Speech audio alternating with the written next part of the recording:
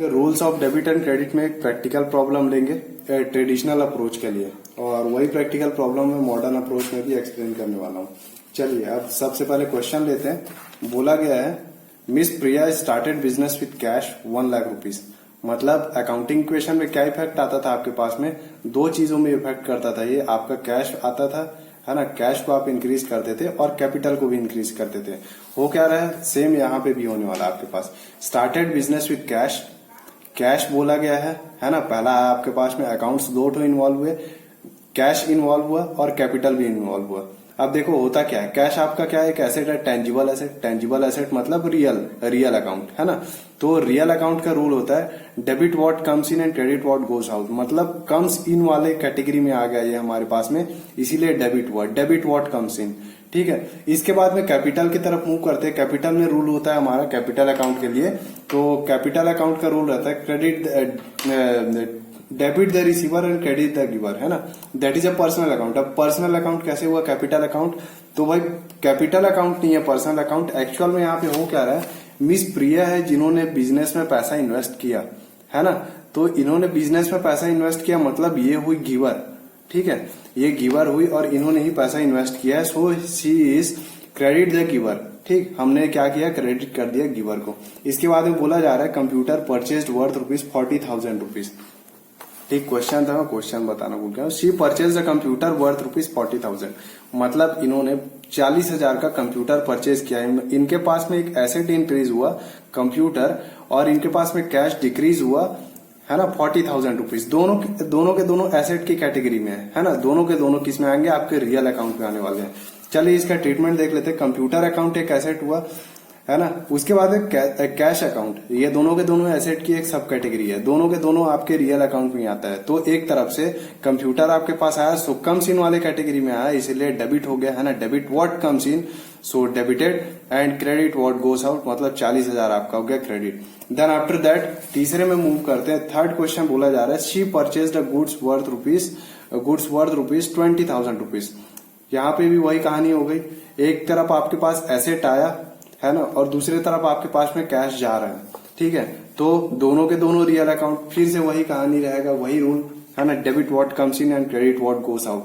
सो अच्छा, यहाँ पे एक चीज भाई, आपका जो गुड्स है, यहाँ पे एसेट में हम लोग जरूर लिखते थे, लेकिन अकाउंटिंग इक्वेशन छोड़ के और बैलेंस शीट छोड़ के जहां पे भी आप यूज करोगे, गुड्स को आप एक परचेज एक्सपेंस कंसीडर करोगे।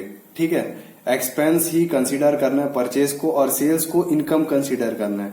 ठीक, अब देखिए होगा क्या, एक्सपेंस के लिए रूल था नॉमिनल अकाउंट का रूल आ जाता है। ठीक, नॉमिनल अकाउंट में हमारा रूल बोलता है debit all expenses and losses, है ना।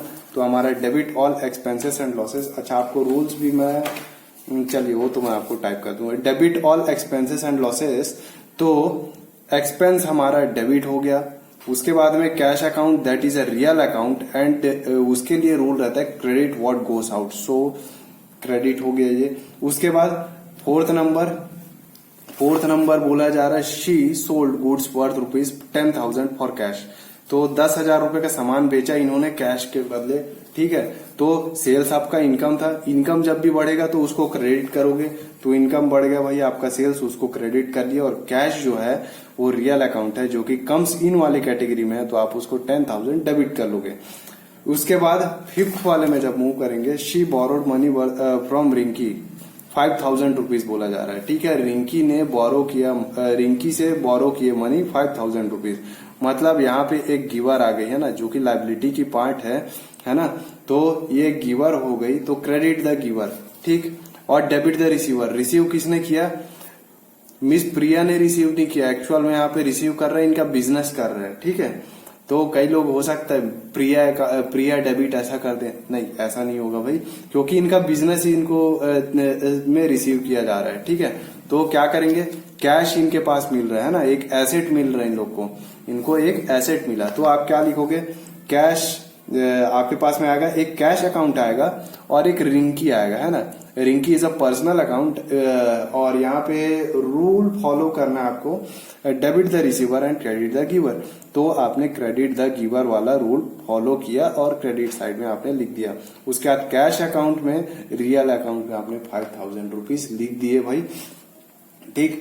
छठवें पे मूव करते हैं, पेड वेजेस रुपीज 5000, मतलब वेजेस पे किया गया 5000 रुपीज का, दैट इज अनदर एक्सपेंस, है ना। आपके पास से, अच्छा देखो एक्सपेंस को कैसे ट्रीट करोगे भाई, आपने कोई भी सर्विस ले लिया है ना, और पे कर रहे हो, बदले में आपको कुछ मिलेगा नहीं, ऐसा पेमेंट जिसके बदले में आपको कुछ मिलना है नहीं, वो आपका कहलाता है एक्सपेंस।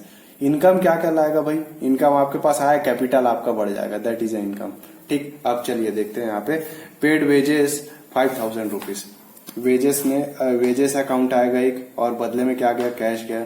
एक्सपेंस ये भी हुआ आपका, है ना, तो एक्सपेंस को तो डेबिट करोगे जब भी बढ़ेगा। रियल अकाउंट मतलब क्रेडिट व्हाट गोस आउट, है ना, तो कैश अकाउंट आपका क्रेडिट साइड में आ गया। इसके अलावा 7वां नंबर जो बोला जा रहा है, received rent rupees 1000 rupees, okay.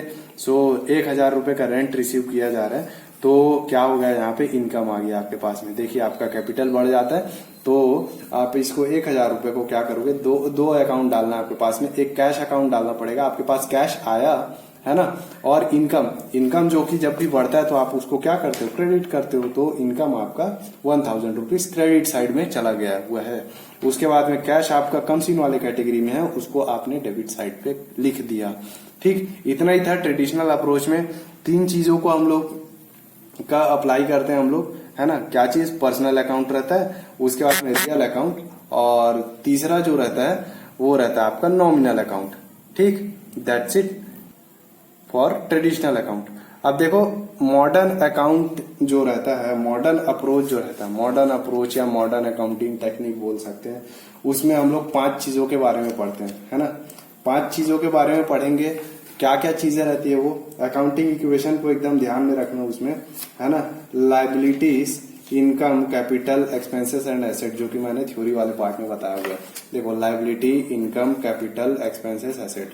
चलिए प्रैक्टिकल में सॉल्व करते हैं इसको, है ना। रूल हम लोग को क्या फॉलो करना रहता है आपको पता ही है, ठीक। रूल भी मैं ऊपर लिख दूंगा। चलो आप देखते हैं भाई इसके लिए प्रैक्टिकल। तो चलिए क्वेश्चन वही लेंगे, क्वेश्चन जो हमारा बोला जा रहा है, miss Priya started business with cash 1 lakh rupees, फिर से वही आएगा, कैश आएगा और एक कैपिटल आएगा, ठीक है। अकाउंट्स कौन कौन से इन्वॉल्व होगा आपके, कैश अकाउंट और कैपिटल अकाउंट। क्या इफेक्ट आया, कैश भी बढ़ा आपके पास, कैपिटल भी बढ़ा। ये बहुत लगाना सिंपल रहता है आप लोग को, है ना। बढ़ा क्या, घटा क्या, इंक्रीज क्या हुआ, डिक्रीज क्या हुआ, यही चीज को देखना है उस, और क्लासिफाई करना है आपको, है ना। क्या क्या चीज को क्लासिफाई करोगे, लायबिलिटी, इनकम, कैपिटल और एसेट और एक्सपेंडिचर को। लायबिलिटी, इनकम, कैपिटल जब भी बढ़ेगा तो उसको क्रेडिट करोगे, जब भी डिक्रीज होगा तो आप उसको डेबिट कर लोगे।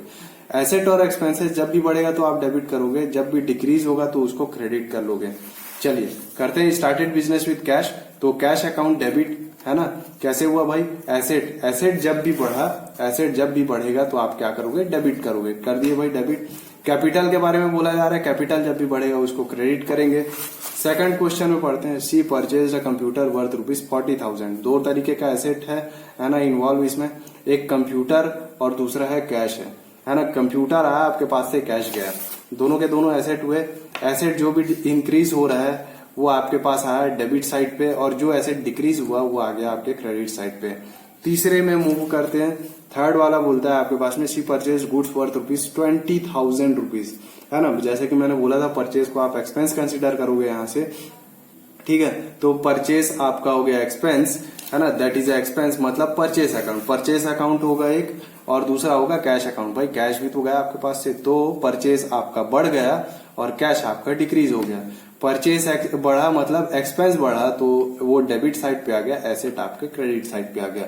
कैश सेल्स मतलब यहाँ पे बोला जा रहा है, she sold goods worth rupees 10,000 for cash. इन्होंने सामान बेचा 10,000 रुपए का, तो ये 10,000 रुपए का जो सामान है किस तरीके से ट्रीट होगा भाई, परचेस अकाउंट आप अगर एक्सपेंस कंसिडर किए थे तो सेल्स अकाउंट आपका इनकम कंसिडर होगा।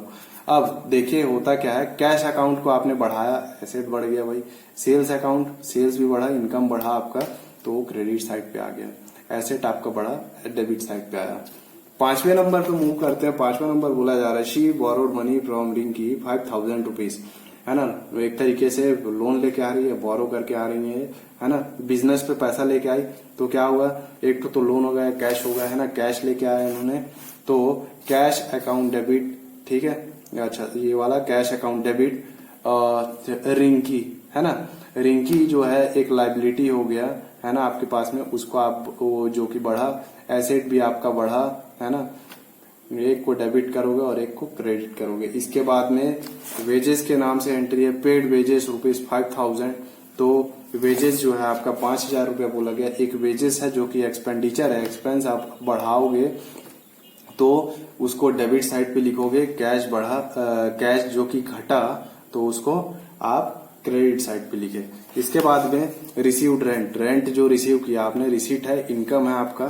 तो इनकम जब भी बढ़ेगा तो क्रेडिट होता है, इनकम जब भी बढ़ा तो क्रेडिट साइड पे हो गया, है ना।